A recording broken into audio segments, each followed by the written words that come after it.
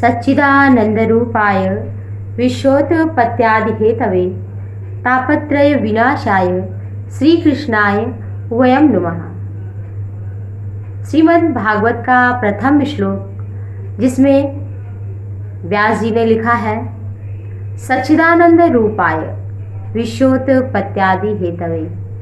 ईश्वर का रूप कैसा है? सच्चित आनंद का स्वरूप है प्रभु। विश्वोत्पत्त्यादि हेतवे, इस केवल भारतवर्ष की बात नहीं है, विश्वोत्पत्त्यादि, और विश्व की नहीं, समस्त लोगों की बात है। लेकिन सुखदेव स्वामी कहते हैं, व्यास जी लिखते हैं, विश्वोत्पत्त्यादि सभी विश्व के उत्पत्ति के, पालन के, संहार के कारण है, हेतु है। तापत्रय विनाशाय, 3 प्रकार के ताप हैं जिनसे हम सभी जीव दुखी हैं। दैहिक, दैविक, भौतिक ताप। इन ताप से हम दुखी हैं और भगवान श्री कृष्ण, भगवान श्री राधा रानी, भगवान श्री हरि तीनों प्रकार के तापों का नाश करने वाले हैं। तापत्रय विनाशाय, उसका विनाश कर देते हैं। श्री कृष्णाय वयम नमः। ऐसे भगवान श्री कृष्ण को हम सभी प्रणाम करते हैं। भगवान का स्वरूप सच्चिदानंद बताया गया है, और सच्चिदानंद का अर्थ सदचिद आनंद स्वरूप। सत का अर्थ है सत्य, जो दिख रहा है वो असत्य है, जो नहीं दिख रहा है वही सत्य है, और जो हमें इस चर्म चक्षु से नहीं दिखता है वो है परमात्मा, और परमात्मा ही सत्य है। तो सदचिद। और ईश्वर कैसा है? चैतन्य का स्वरूप है।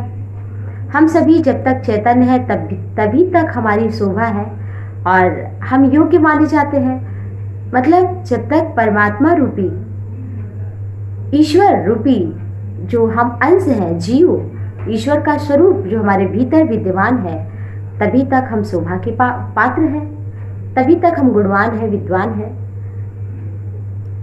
और अगर आत्मा निकल गई तो कितना भी सुंदर, कितना भी अच्छा स्वरूप हो, शरीर हो, वो बेकार हो जाता है। तो सदचिद, हम चैतन्य स्वरूप भी हैं और आनंद के स्वरूप। जो आत्मा है वो सुख और दुख से परे है। हमें जिस व्यक्ति से सुख मिलता है उसी व्यक्ति से दूसरे को दुख मिलता है। जिस वस्तु पदार्थ से हमें सुख मिलता है किसी को उससे दुख मिलता है, और जिससे किसी को दुख मिलता है उससे हमें सुख मिलता है। तो किसी व्यक्ति, वस्तु, पदार्थ, काल, घटना, समय में सुख दुख ये हमारी मानी हुई स्थितियां हैं। हम अपने सोच के अनुसार सुख दुख को मान लेते हैं, लेकिन वास्तविक रूप में जो मुनिजन है, जो ज्ञानी जन है, वो अपने ज्ञान चक्षु से आनंद की खोज की प्राप्ति करते हैं। और जब आनंद की प्राप्ति हो जाती है तो सुख दुख से ये मनुष्य, ये जीवात्मा ऊपर उठ जाता है। और हमारा ये मानव शरीर जो देव दुर्लभ है, ये इसीलिए मिला है कि हम आनंद की प्राप्ति करें। हमारे जीवन में सुख दुख आएंगे और जाएंगे। इस संसार में कोई भी चीज स्थित नहीं है एक परमात्मा के अतिरिक्त। ना हमारा शरीर, ना हमारा स्वरूप, ना हमारी वाणी। हम कभी किसी से प्रेम करते हैं तो उसी से नफरत भी करने लगते हैं, है ना। कहा गया है, समय फिरे रिपु हों ही पीड़िते।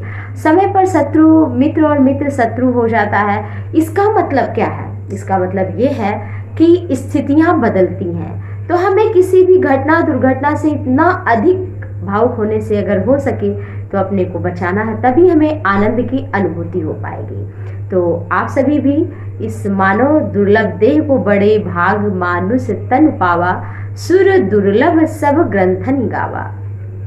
साधन धाम मोक्ष कर द्वारा, पाई न जही परलोक सिधारा। सो परत्र दुख पावे, सिर धुनि धुनि पछताए, और काल ही कर्म ही ईश्वर ही मिथ्या दोष लगाए।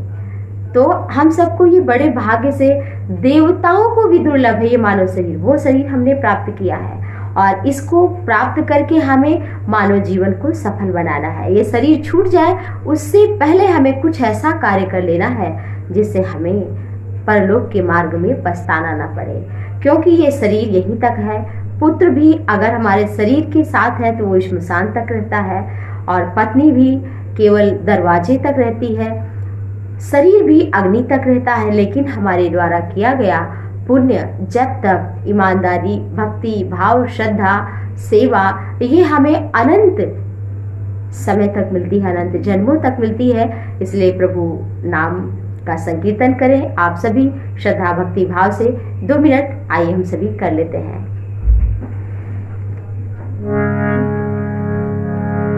राधे राधे गोविंद गोविंद, राधे राधे राधे गोविंद गोविंद, राधे राधे राधे गोविंद गोविंद, राधे राधे राधे गोविंद गोविंद, राधे राधे राधे गोविंद गोविंद, राधे राधे राधे गोविंद गोविंद,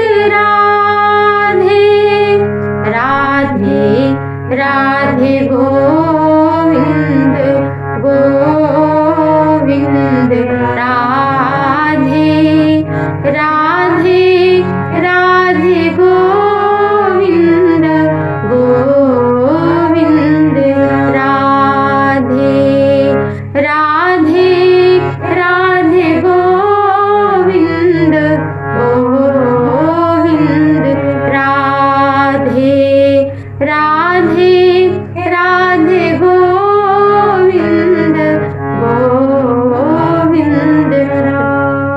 जय जय श्री राधे, जय जय श्री कृष्ण। आप सभी को सादर जय श्री राधे, जय श्री कृष्ण।